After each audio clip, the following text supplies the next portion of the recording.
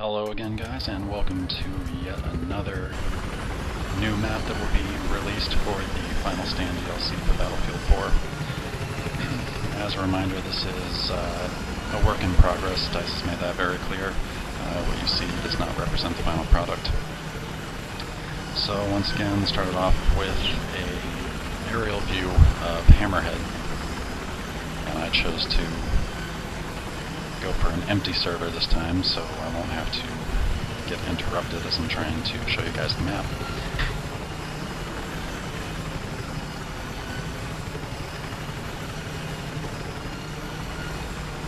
This one kind of reminded me of a combination of the other ones, to be honest with you. It's snowy and wide open, similar to Whiteout. The atmosphere of the woods has a very Giants of Corellia feel to it. And there's a bunker that you'll see coming up that is kind of reminiscent of the inside of the hangar from Hangar 21. So it's kind of like a mix of all of them. Again, another big map, a lot of wide open space, lots of hills, plenty of camping grounds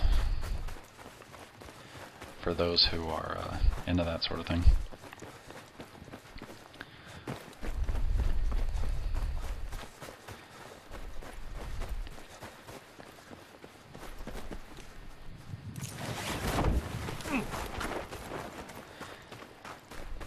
In case you didn't notice when I was in the spawn screen, the vehicles are as they stand right now. You have the new floating tanks. Oh, for a second I wanted to see if it was possible to break the ice. Apparently you cannot break the ice. LEvolution my ass.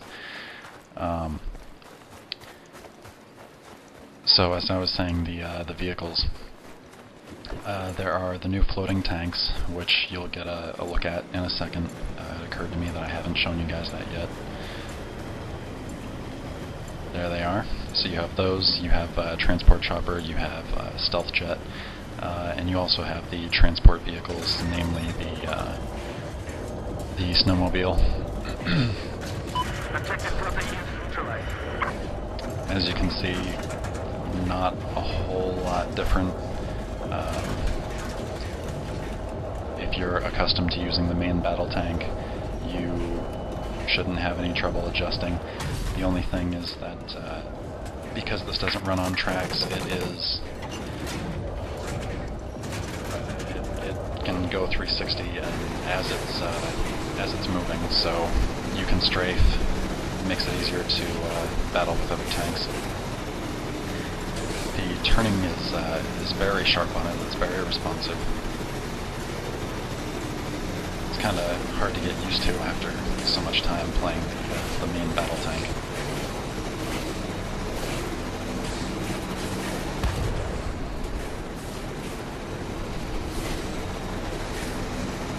It does utilize the same weapons that you have set up for the main battle tank. In my case, I had the machine gun and the sabot shells.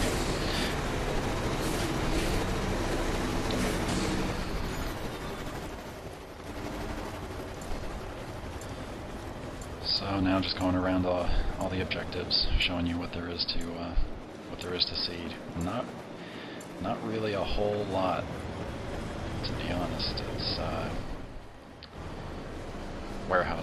warehouses and shipping crates for pretty much most of the map.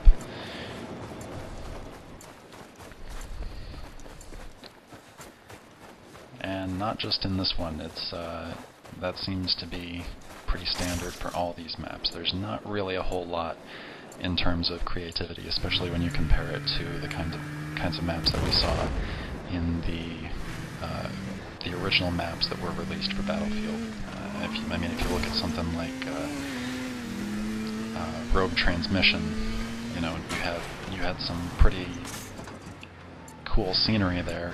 The first couple of times you saw it with the massive satellite dish, and you know, it wasn't really, there wasn't a whole lot of blah to it. These Final Stand maps, unfortunately, I would have to say, after having seen them all now, at least in CTE, once again they're not finished, but overall I just really was not impressed.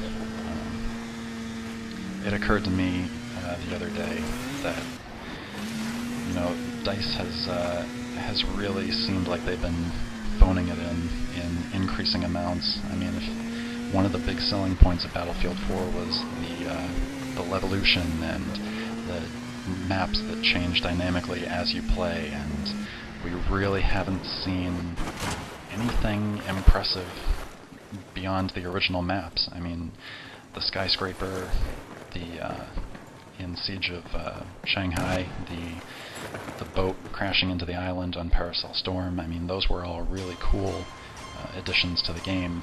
And what do we have now in these maps? We have doors that open and close. That's the extent of it. You really can't impact the environment in any significant way aside from just destroying the buildings, which Battlefield 3 had that. So we're not talking about any major leaps forward with these with the DLCs, which is really disappointing. I mean, they could at least include one new map per DLC that would have some impressive LEvolution aspect to it. Objective Bravo is neutralized. To DICE's credit, though, this is a pretty cool addition. I thought this was interesting. In case you can't read the tooltip that popped up, this is a remote-controlled drone that is designed to target vehicles. Once it runs out of battery power and ammo, it self-destructs.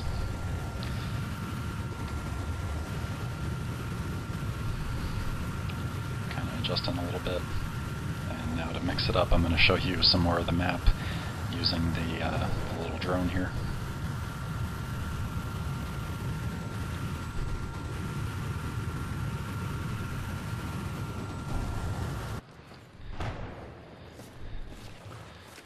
And that's how long it lasts.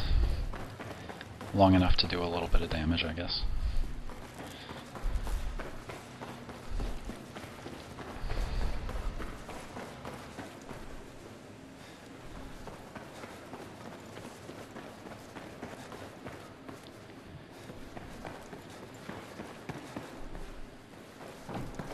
So as you can see, if you saw the preview of the Hangar 21 map, you can kind of see why I said this. This feels like a combination of it. Very similar feel with the inside of this this bunker slash research laboratory. It kind of looks like, and the inside of the hangar on Hangar 21. And it takes me a second to realize that there is a ladder there.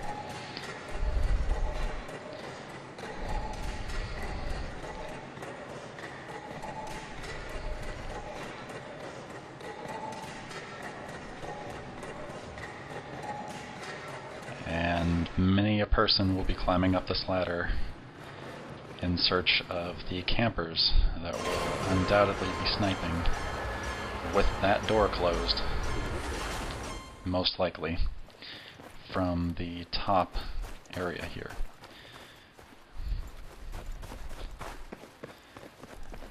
And an attack chopper.